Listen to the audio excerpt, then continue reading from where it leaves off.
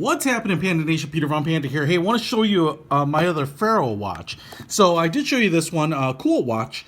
You can definitely check it out. Single hand, it's the Distinct 2. This one's in blue. I really like it. And what I do with this one is I wear it when I'm wearing black shoes, black belt. You know, you got to coordinate. But I've got this one. This is a Founders Edition one, I believe. And it's the exact same watch, but I just wanted to kind of compare it for you. And it originally came in a box like this. And I guess that's it. But as you can see, it has a brown leather band. And otherwise, everything else is, you know, exactly the same from a design standpoint, which is cool. I obviously I own two of them because I really liked kind of the design language that Ferro has employed for it, right? And they're exactly the same size, the 44 millimeters, I believe. You know, this one is getting a little beat up. I've had to have scratches where I knocked it on things. But the cool thing about it is it's not a super expensive watch, so you don't have to kind of baby it too much. Sapphire crystals, they have nice weight. I've shown you this one. Check that review out, but I'll show you this one too. Stainless steel case, little wire style lugs. They don't droop down very much. Kind of gives the bands a little bit of a hover over the wrist in some cases, but really round, like pebble-like. The crystal is curved as well, and so it all just flows together. A little bit of a ridge there where you can feel the crystal, but that's one of the things that I like, is that it's so, you know, round and comfortable. As you can see there, the Miyota movement says Miyota on it. Miyota Company, Japan. Nothing, no perlage or anything on the movement. Now I will say, obviously it's been rock solid, right? That's great. But I will say that the movement itself, I don't know what the power reserve on it is. I guess I could have looked that up, but I'm lazy. I'm going to say like a day, because I feel like even 24 hours later, 36 hours later, the watch has stopped moving. And generally, I'm getting kind of used to a 40 or 48 hour power reserve on automatics. And so, you know, it's a little disappointing, but if you're going to put the watch down, either you're going to want to put in a winder, or you're going to end up having to wind it up a little bit. You just get spoiled with some of these power reserves on some of these current automatic watches. You've got the F, the Ferro logo there, or the Ferro F on it. And I really do like that Ferro lettering. Kind of looks like Ferrari or something. Obviously, as I mentioned in the other review, this is a Porsche-inspired design. It's very similar to the Porsche font, but it's not quite the same. The Porsche kind of rounds the edges. These are quite a bit more, you know, squared off, but it looks great.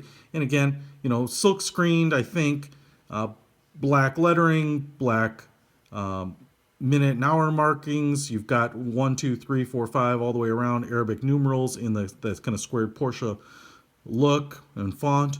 You have a date window right there at the 4 o'clock. I like, you know, the font on the numbers there is a bit different. Then maybe nice if they had standardized that. And, you know, it looks good. It's a white dial on the date window to kind of blend in. And kind of an onion style crown here that also screws down. So I can unscrew it here, pop it out. This gets me into the winding mode. And then you can pull it out here. Oops, I popped over a spot. Oops, did I do it again? There. If I go to the first position, it's the date adjustment. And then if I get to the second position, now we can change the time. And every one of these little tiny markings, the little tiny ones, are 5 minutes, and 15 minutes for all the longer ones. And so, you know, if I were to have the hand right here, that would be 7:45. You know, 7:50, 7:55, 8 o'clock. So it does take a little getting used to look at a single hand watch. I'm getting kind of used to it, but I will tell you the drawback to it is that if you really need precise time, if you're running from a 1:45 meeting to a that goes to 2:15 and then going to a 2:15 meeting, this probably isn't the watch for you. You know, if you really need that precise time. But if you're just kind of doing things at the top of the hour, or you're not even really on a rigorous schedule, you're just trying to watch the time, this could be the watch. But otherwise, it's really hard, you know, like to know if it's 1:40 or 1:45 when the time is like 1:42. Okay, just FYI. Now, this watch band is not the original watch band, and I actually think it came with a black leather band. So, really cool. Overall, I like this watch a lot. Obviously, it's part of my Ferro watches here, and I've been really happy with Ferro. Now, I will say that you can get a pretty good deal on these. Like I said, it's not a huge brand. The prices aren't astronomical. I think it's $475 new for these watches. I think they're $25 off. I think they're $500 retail with the Miyota automatic movement. But they also do have a quartz movement, which I think is like $299, under $300. So if you like this style but don't care about the movement, and or prefer quartz, you can actually save yourself a little money. Now, when they do come up for sale on the secondary market, they're quite a bit less than that, as you would expect on watches that don't have quite as big of a fan following. But they don't come up very often because there aren't that many out there. So, Vancouver-based company, but obviously using Japanese movements in these. I think they look really cool. If you want to check it out, I think it's ferrowatches.com. I'll put a link to this and some other interesting watches that might be worth checking out in the description. Peter Von Panda, out!